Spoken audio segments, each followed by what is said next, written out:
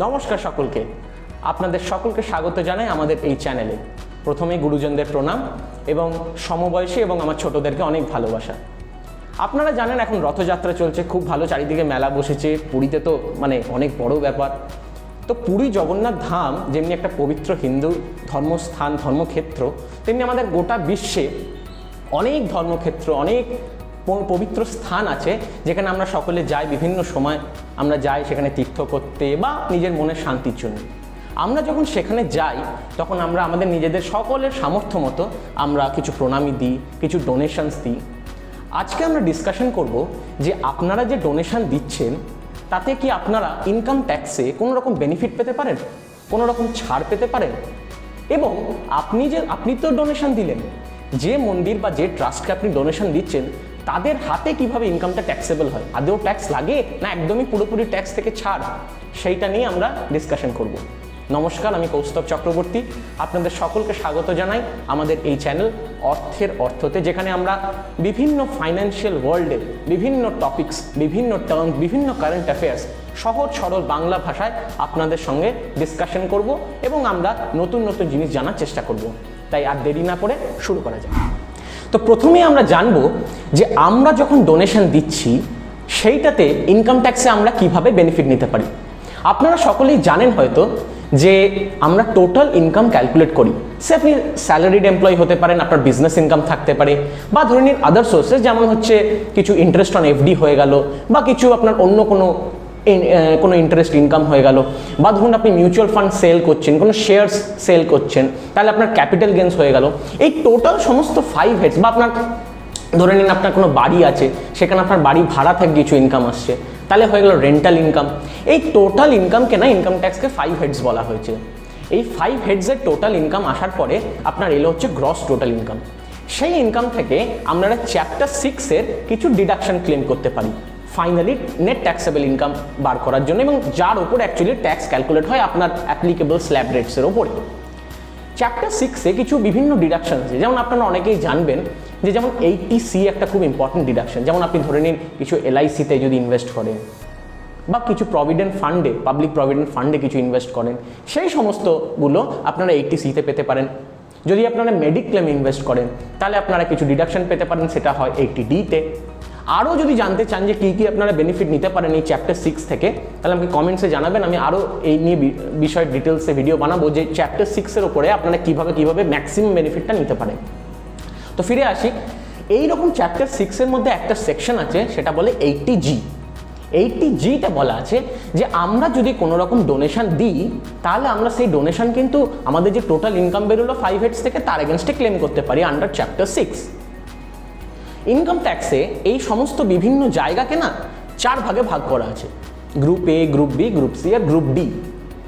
এবং সেই 4টে ভাগে বলা আছে যে আপনারা কতটা, আপনারা ইনভেস্টমেন্ট বা ডোনেশন তো যতটা ইচ্ছে করতে পারেন, কিন্তু অ্যাকচুয়ালি আপনারা কতটা ইনকাম ট্যাক্স আপনাকে অ্যালাউ করবে ওই গ্রস টোটাল ইনকাম থেকে মাইনাস করে ক্লেম করার জন্য, মানে গ্রস টোটাল ইনকাম থেকে মাইনাস করতে আপনাকে কতটা দেবে।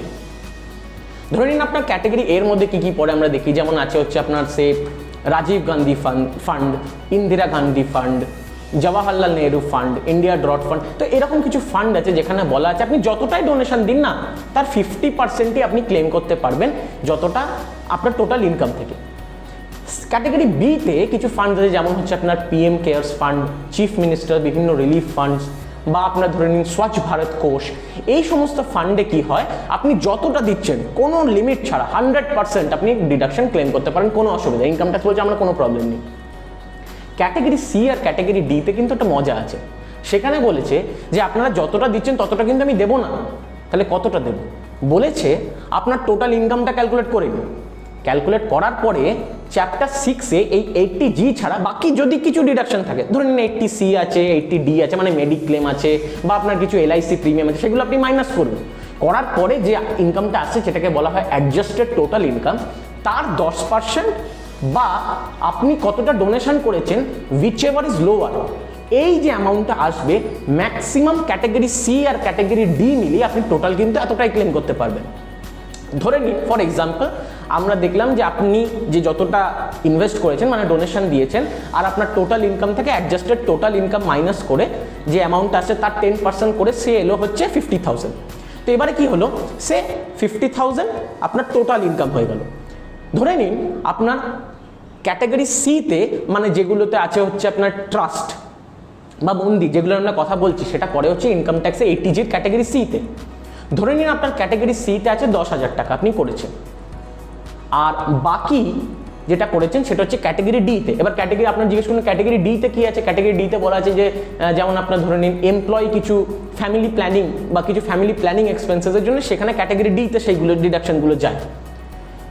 সেখানে বলা আছে ওই ক্যাটাগরি, এই যে লিমিটটা পেয়ে গেলাম সে 50,000 টাকার লিমিট, মানে ধরে নিন আপনি ক্যাটাগরি সি আর ডি মিলিয়ে সে 10 লাখ টাকার আমি ডোনেশন দিয়েছি, তাহলে কিন্তু 10 লাখ টাকা আমাকে পেতে দেবে না। আমাকে বলবে যে তুমি 10 লাখ টাকা বা ওই যে লিমিট আমরা বার করলাম না অ্যাডজাস্টেড টোটাল ইনকামের 10%, যেটা এলো আমাদের 50,000 টাকা এক্সাম্পলে, তো 10 লাখ টাকা করুন বা 50,000 টাকা বিচেভার হলো, তো 50,000 টাকা পেয়ে গেলাম।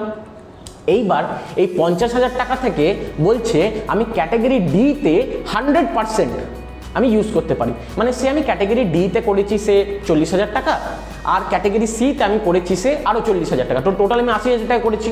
তো 80,000 টাকা তো আমি ক্লেম করতে পারবো না, আমি ক্লেম করতে পারবো কিন্তু 50,000 টাকা। তো কি হবে, ক্যাটাগরি সিতে আমাকে বলছে ওই যে তুমি 40 ক্লেম করেছো না, 40টা কিন্তু নিতে দেবো না, তার 50% নিতে দেবো। তখন আমি বলবো তাহলে কি 20,000 নিয়ে নেবো? হ্যাঁ 20,000 নিতে পারো, কিন্তু সাবজেক্ট টু ওই সি প্লাস ডি ম্যাক্সিমাম ওই 10%-এর লিমিট, উইচ ইজ 50,000। আর ডিতে বলা আছে 100%। তো ম্যাক্সিমাম বেনিফিট আমার কিসে হবে? ম্যাক্সিমাম বেনিফিট হবে, আমি যদি এইভাবে বোঝাই, সে আমার টোটাল আমাকে ম্যাক্সিমাম আপার লিমিট করে দিয়েছে সে 50,000 টাকা। আমি ক্যাটাগরি সিতে করেছি 40,000 টাকা, ক্যাটাগরি ডিতে করেছি 40,000 টাকা।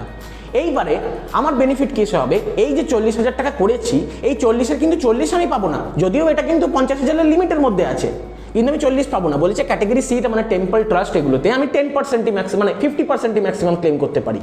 আর ক্যাটাগরি ডিতে বলেছে ঠিক আছে 40,000 টাকা পুরোটা নিয়ে নাও।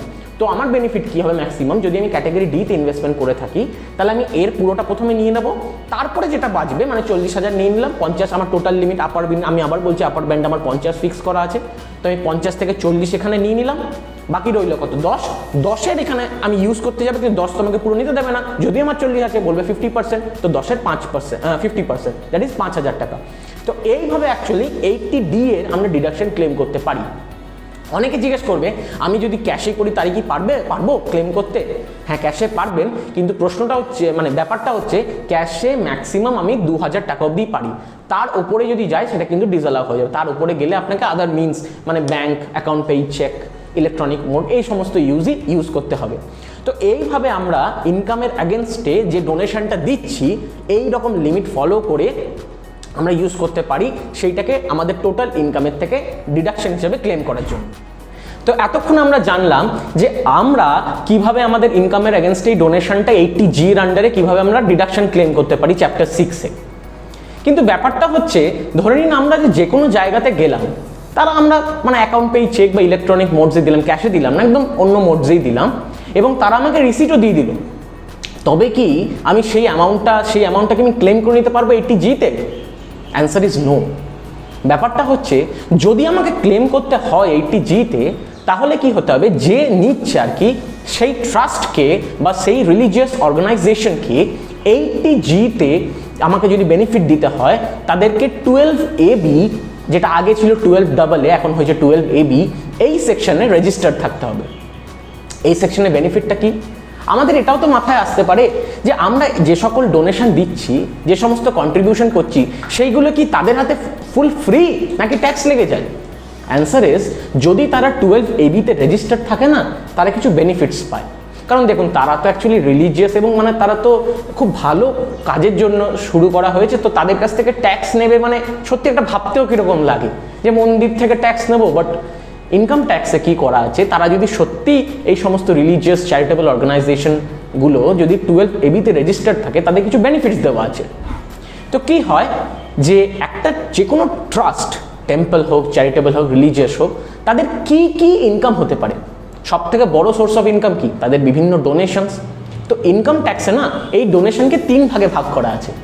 বলেছে এক ধরনের ডোনেশন হলো কর্পাস ডোনেশন।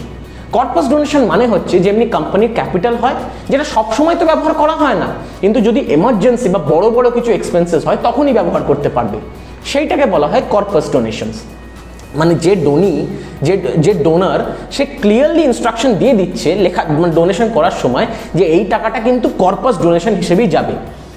আরও কিছু রেস্ট্রিকশন আছে, যে সকল ট্রাস্টেরা এই ডোনেশনটা নিচ্ছে তাদেরকে না কিছু স্পেসিফিক জায়গা সেফ ইনভেস্টমেন্টস মোড প্রেসক্রাইব করা আছে ইনকাম ট্যাক্স থেকে, সেকশন 11 সাবসেকশন 5-এ। সেই সমস্ত 11(5)-এর সেফ ইনভেস্টমেন্টস মোডেই কিন্তু ইনভেস্ট করতে হবে। মানে তারা ওই টাকাটা নিয়ে বলবে হ্যাঁ কর্পাস ডোনেশন দিয়ে তারা শেয়ার মার্কেটে খেলতে পারে না, কিন্তু ওটা রিস্কি অ্যাসেট। তারা কি করতে পারে, কিছু বিভিন্ন পাবলিক সেক্টর আন্ডারটেকিং ইনভেস্ট করতে পারে, বা কিছু গভর্নমেন্ট পিএসইউ বা কোনো ব্যাংকসে এফডিস করতে পারে। এই সমস্ত সেফ ইনভেস্টমেন্টস মোড প্রেসক্রাইব করা আছে। এই সমস্ত কর্পাস ডোনেশনে কিন্তু কোনো ট্যাক্স লাগে না, ইট ইজ কমপ্লিটলি এক্সাম্পড, কারণ এটা এক ধরনের ক্যাপিটাল হিসেবেই ট্রিট করা হয়। সেকেন্ড টাইপের ডোনেশন হচ্ছে যেটা হচ্ছে আপনারা যে প্রণামী বাক্স থাকে না, যে প্রণামী বাক্স থেকে প্রণাম করে আমরা আমাদের নিজেদের মতো দিয়ে আসি, সেখানে তো আমরা নিজেদের কত 10 টাকা 20 টাকা 50 টাকা 100 টাকা 500 টাকা যা মনে হয় আমরা নিজেদের মতো কিছু কয়েন্সও দিয়ে আসতে পারি, কিন্তু সেখানে তো কেউ জানতে পারছে না যে অ্যাকচুয়ালি দিচ্ছে কে। এই ধরনের ডোনেশনকে বলা হয় অ্যানোনিমাস ডোনেশন। অ্যানোনিমাস কথাটার মানেই হচ্ছে আমরা জানি না কে, মানে নামই জানি না। তো সেখানে ইনকাম ট্যাক্স একটা স্পেসিফিক আলাদা প্রভিশন এনেছে, সেই প্রভিশনটাকে বলা হয় মানে যাকে যে গভর্ন করছে সেটা হচ্ছে সেকশন 115 BBC।